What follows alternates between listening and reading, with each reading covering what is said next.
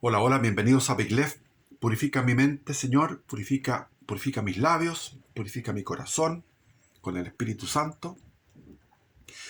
Y voy a seguir con la lectura del libro de mi hijo que se llama Comunismo Neoliberal. He buscado un texto de adentro porque lo que leí en el video anterior es la introducción. Muy notable, interesantísima. No se puede perder. Usted no puede entrar aquí si no ha leído la introducción, si no ha visto el video anterior. Y en este video voy a entrar en otro tema cualquiera porque es un ensayo. Entonces, como ensayo tiene temas, distintos temas. Ya.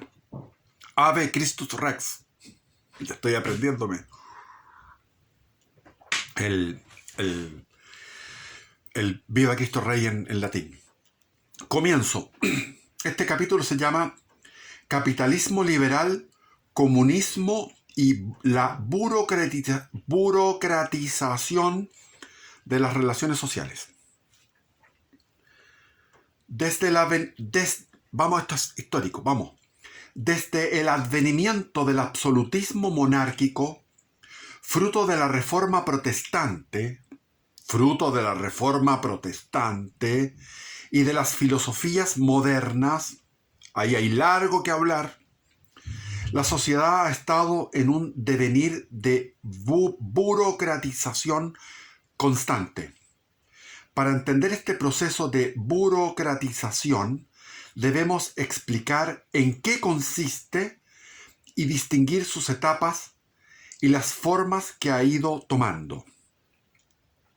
Lo primero que debemos entender es que los estados de la antigüedad y del medioevo, salvo contadas excepciones, son organizaciones marcadas por las relaciones familiares ancestrales que entrelazan a todos los sujetos en relaciones que, además de políticas, son afectivas y personales. Ese es el antiguo régimen.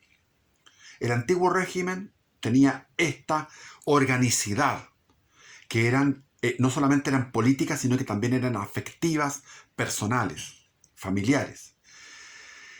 Este entramado relacional que existió por miles de años y que surge desde el Paleolítico, ¿no es cierto? Ay, es que estoy leyendo del celular, me disculpan.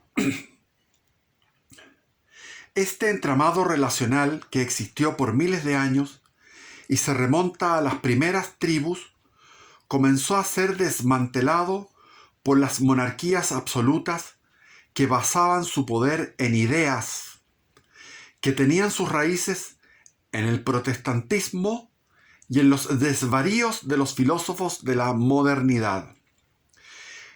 Cada nudo social que los monarcas desarmaban destruía cientos o quizás miles de años de relaciones filiales y afectuosas o afectivas entre grupos humanos y que eran reemplazados por el poder de un simple funcionario a cargo del monarca, un simple empleado en su empresa de gobernar. Este proceso de 300 años en el que los monarcas habían desatado a gran parte de sus sociedades, ya no eran reyes de señores, obispos o padres de familias, sino reyes de súbditos individuales y de la nación como colectivo general. Es decir, estoy poniendo de mi parte, la desnaturalización, la deshumanización y burocratización comenzó con la monarquía absoluta. Entonces, los reyes ya no eran reyes de señores, de obispos, padres de familia, señores feudales, condes, duqueses, marqueses, sino que eran reyes de súbditos individuales y de la nación como colectivo general. Esto fue cooptado por las revoluciones liberales en las que los monarcas fueron destronados o asesinados y donde los emergentes burgueses tomaron su lugar. La burguesía tomó el lugar del monarca. Es importante notar que los liberales no cambiaron las formas de la estructura funcional del monarca absoluto. Es importante notar que los liberales no cambiaron las formas de la estructura funcionarial del monarca absoluto. Solo dividieron su poder en tres áreas de influencia: el poder ejecutivo, legislativo y judicial. Y establecieron que quienes gobernasen estas tres áreas de influencia serían electos por las gentes mediante un sufragio universal individual. Para igualar a toda la población en una sola masa de votantes, los liberales desataron todos aquellos nudos del entramado social que los reyes no habían querido o se habían olvidado de desatar, desintegrando toda estructura social en el plano jurídico con sus constituciones y sus códigos civiles.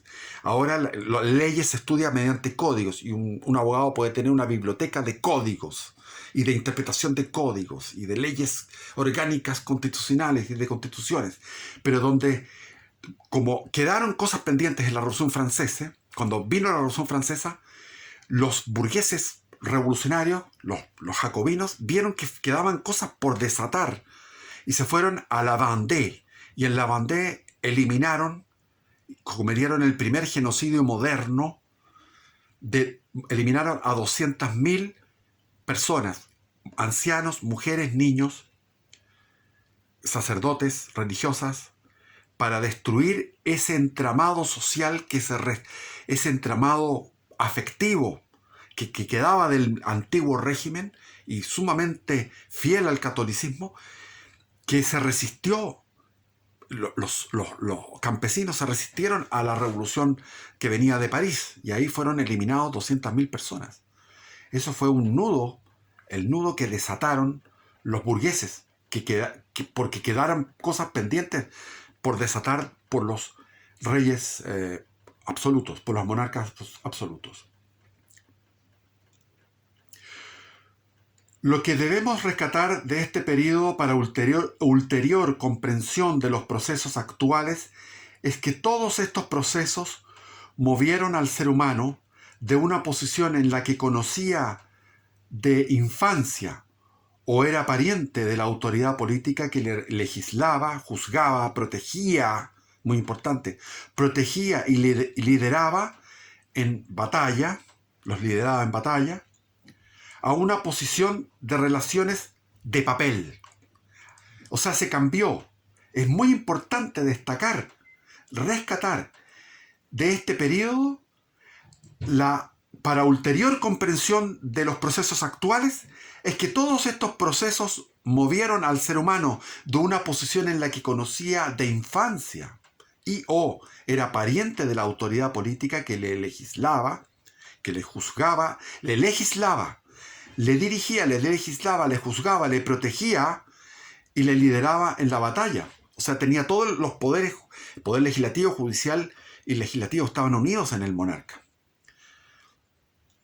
A una posición se trasladó mediante la Revolución Francesa, mediante la Revolución Liberal, a una posición de papel, donde las autoridades, los jueces, legisladores y organismos armados no están vinculados a él por parentesco, familiaridad y mutuo conocimiento personal, sino que se relacionan con la persona, con el individuo, mediante documentos o abstracciones. Esto último es lo que llamamos burocratización. Ayer mismo estuve leyendo el Código de Aguas porque tengo que hacer un pozo. Entonces el Código de Agua, en el capítulo primero, normas generales, es sagrado que uno en su propiedad pueda hacer un pozo para consumo doméstico. Pero después, en otro artículo dice que no puede haber más de 200 metros entre un pozo y otro. Y uno está metido en ese entramado y tiene que asesorarse por un abogado y el abogado tratar de surfear entre esos escritos, los códigos. Una vez culminadas la mayor parte de las revoluciones liberales, ya terminando el siglo XIX, comienza un nuevo proceso de burocratización. Dos ideologías habían surgido como hijas del liberalismo y su revolución, y le disputaban aparentemente el dominio de los territorios y los seres humanos. Estos son el comunismo y el fascismo. Eso ya fue, después de la Primera Guerra Mundial, surgió el comunismo con la Revolución de 1817 y el fascismo con la Marcha a Roma en 1917 y 1920, respectivamente. Fundamental es leer El dragón de tres cabezas, que es una obra que tiene mi hijo, que es muy interesante, El dragón de tres cabezas. El fascismo y la burocracia. El fascismo es muy fácil, en el fascismo es muy fácil entender el porqué de la burocratización extrema de la sociedad. Además, no le daremos mayor importancia en tanto no existen países ni movimientos a nivel mundial que pregonen esta ideología y tengan posibilidades de éxito real en el mediano plazo. El fascismo toma del liberalismo y el absolutismo la identificación del Estado con la nación.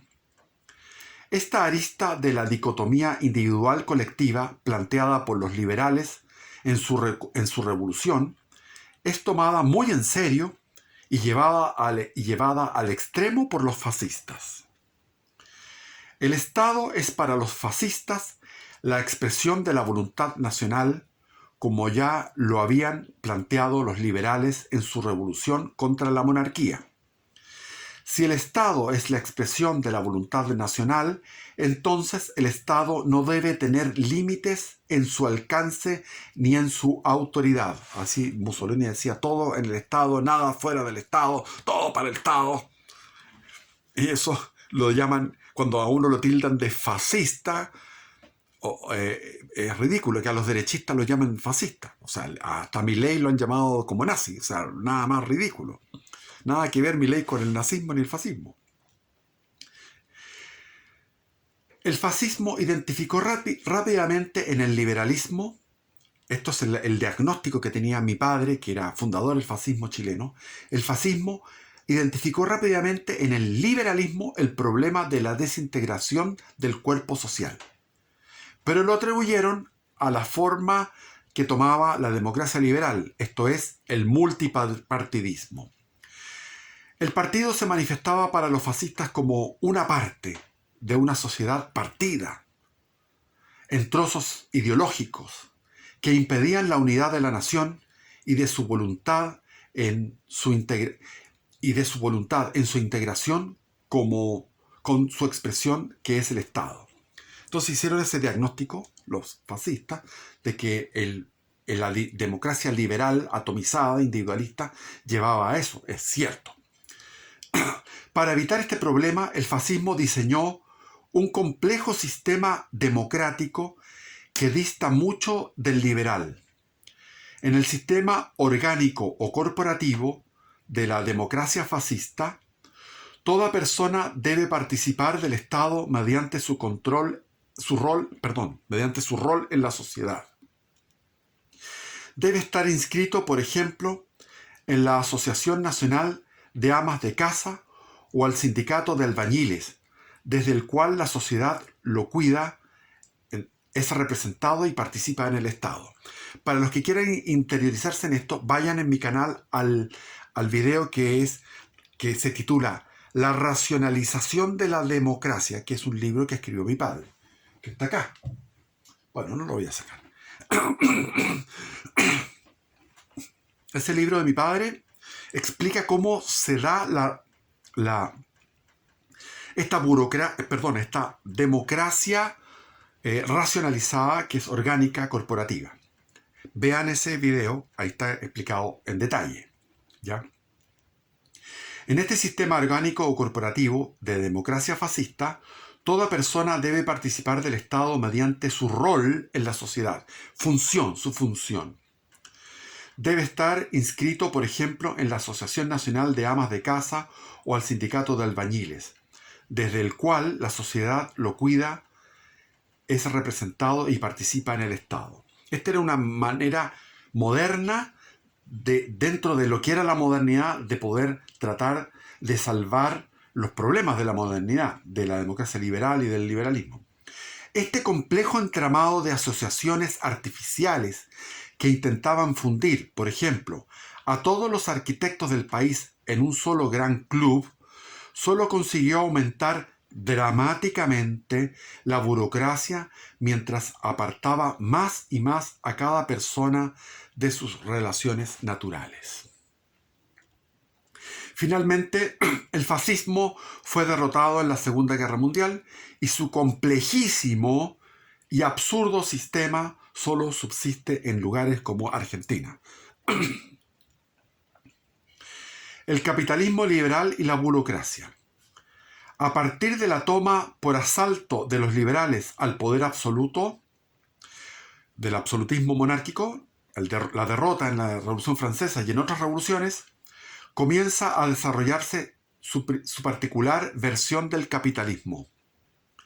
En un inicio, los regímenes liberales siempre pretenden mantener al Estado apartado de la vida cotidiana de los individuos, para así garantizarles mayor libertad. Por eso que viene la Declaración de los Derechos del Hombre, la Constitución, lo famoso en Estados Unidos se llama la primera enmienda, la segunda enmienda, etc. Pero un importante componente de la ideología liberal es la, comillas, democracia, la cual termina haciendo que todo sistema económico político mute hasta cierto grado y con mayor o menor rapidez, dependiendo de lo bien construido que se encuentre el sistema institucional. En este caso, Estados Unidos tiene un sistema institucional muy bien construido que mantiene ciertos elementos del antiguo régimen que venían de la monarquía consuetudinaria, de la Carta Magna de los ingleses. Entonces, algo de lo inglés consuetudinario que venía del antiguo régimen se mantuvo en Estados Unidos, lo que le ha permitido tener una permanencia en el tiempo, la democracia estadounidense, sin mayores traspiés que la guerra civil del año 60-65, 1860-65. Pero un importante componente de la ideología liberal es la democracia, la cual termina haciendo que todo sistema político-económico mute hasta cierto grado y con mayor o menor rapidez dependiendo de lo bien construido que se encuentra el sistema institucional. En el caso chileno, la Constitución del año 33 y el sistema portaliano permitió vivir durante 90 años a ese sistema, con su decadencia permanente. El liberalismo no representa un quiebre real con el absolutismo. Eso es importante. El liberalismo no representa un quiebre real con el absolutismo, tal como es reconocido por teóricos del marxismo y del tradicionalismo. Los tradicionalistas y los marxistas, en este caso, coinciden. El sistema liberal, y principalmente el liberalismo de estilo francés, en ese sentido Estados Unidos no es de estilo francés, nosotros, Hispanoamérica, estilo francés, solo suplanta. ¿Qué es lo que hace el liberalismo? Especialmente el estilo francés de la Revolución Francesa. Solo suplanta los poderes del monarca absoluto por los de los representantes electos por sufragio. Pero la estructura y aparato del Estado permanecen idénticos. Esto favorece que la burocratización de la sociedad realizada por los monarcas absolutos en contra de las estructuras naturales y religiosas de la monarquía tradicional se mantenga y, más allá, se profundice. La primera de estas profundizaciones la vemos en el afán de los estados liberales de arrebatar competencias a la Iglesia, como son la educación, la salud, el registro de los nacimientos y de los matrimonios, el cuidado de los ancianos y los huérfanos. Eso se vio en las disputas en Chile entre liberales y conservadores, entre conservadores ultramontanos y liberales de inspiración masónica durante décadas. Fue una disputa y una guerra atroz que distrajo mucha energía. La Iglesia realizaba estas funciones desde una perspectiva personal y afectiva. La Iglesia realizaba estas funciones desde una perspectiva personal y afectiva, conforme a la caridad. Por otro lado, el Estado liberal realizará estas funciones desde la impersonalidad burocrática del funcionario.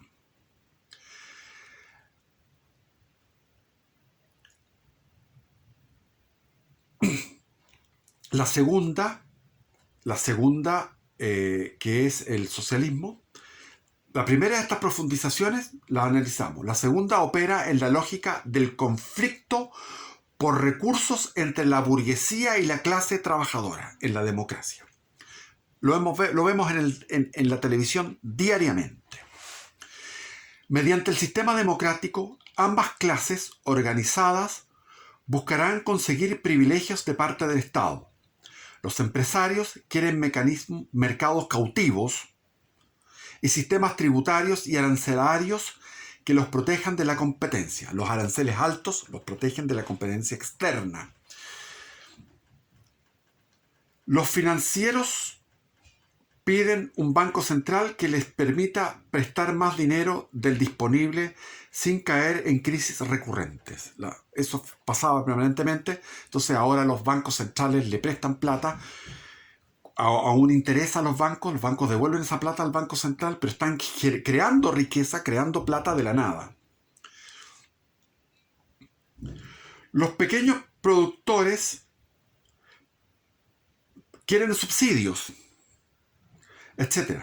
Por otro lado, los trabajadores piden límites a las jornadas de trabajo, aumento de salarios mínimos, vacaciones pagadas, licencias médicas, pre- y postnatales para los trabajadores, etcétera, etcétera. Eso lo vemos en la televisión diariamente.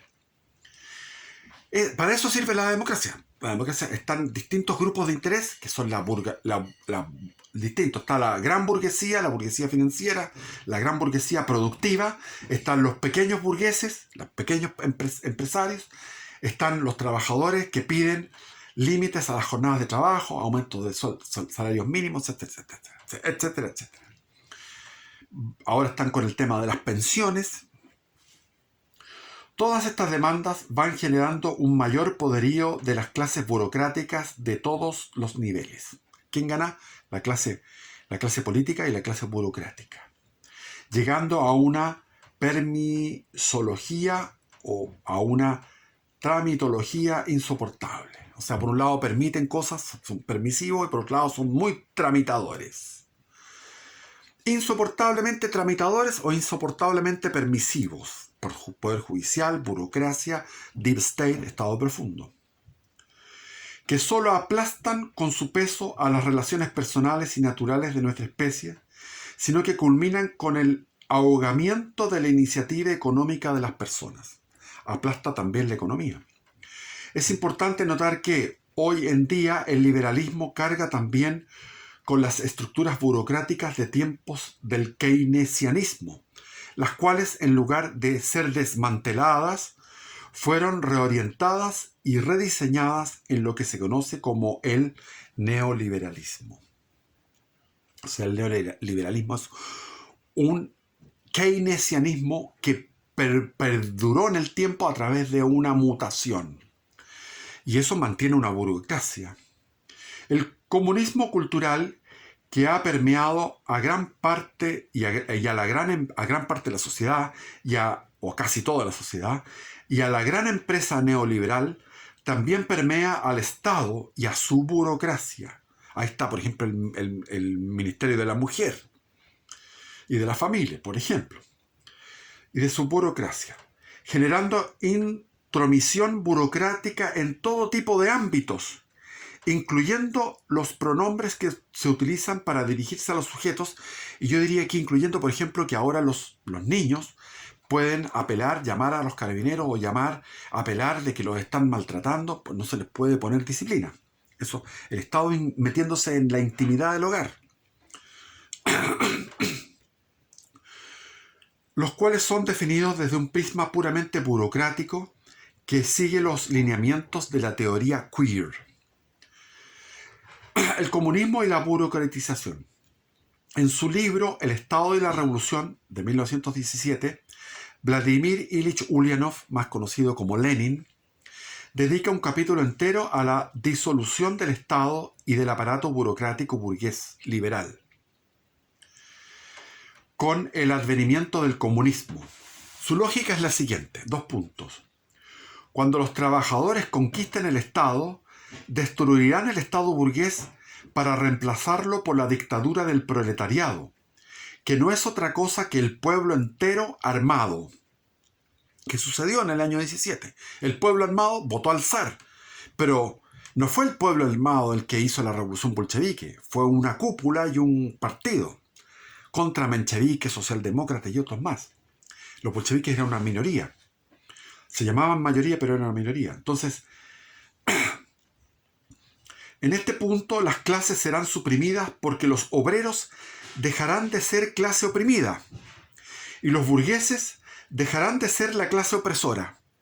Entonces, al ser el Estado el ente mediante el cual una clase oprime a otra, de no haber clases, el Estado dejaría de ser tal cosa para transformarse en otra. Esta es la lógica. Lo mismo ocurriría con la burocracia, que al ser reemplazada por la totalidad del pueblo en armas, dejaría de ser burocracia porque cualquier persona ocuparía el cargo, convirtiéndolo en un cargo sin privilegios. Eso en la práctica se fue a la cresta. A los 4 años de lo que significó la guerra civil, ahí Trotsky armó una burocracia que fue la organizar un ejército rojo potente. En San Petersburgo y en Moscú se cambiaron los líderes naturales, que eran líderes proletarios, por otros líderes que eran de la organización del partido, que eran bolcheviques, militantes, que tenían capacidad burocrática, curiosamente. Lenin y Marx advierten ver la película El Doctor Zhivago. Es fundamental esa película, El Doctor Zhivago, véanla.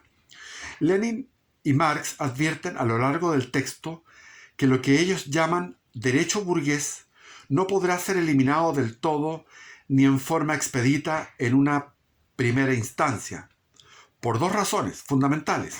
La primera es que las personas aún no se han acostumbrado al modo de vida comunista. En casi todos los capítulos de esta obra, El Estado y la Revolución, Lenin fundamenta el paso de una sociedad socialista de dictadura del proletariado al comunismo mediante el acostumbramiento, la costumbre, el hábito. Y eso es nada más enemigo de lo que es la raza humana, porque en la raza humana siempre hay generaciones que contradicen a sus padres y crean una nueva fórmula o una nueva forma. Esa es la originalidad de las juventudes. Lenin tuvo éxito al realizar la revolución comunista en Rusia y pocas décadas después media humanidad estaba sumida en regímenes de esta ideología. Diría que más, en realidad fue como casi 2/3 de la humanidad, porque estaban los regímenes comunistas de África, que fueron de corta duración, pero yo creo que a comienzos del año 70 había 2/3 de la humanidad. Los problemas de esta teoría saltaron a la vista por los errores fundamentales de esta que explicaremos a continuación. La burocracia no es el poder personal del burócrata que ostenta el cargo, sino el poder que emana del cargo, en sí. La palabra burocracia viene de bura, que es latín para escritorio u oficina, y del griego kratos, que significa poder por la fuerza.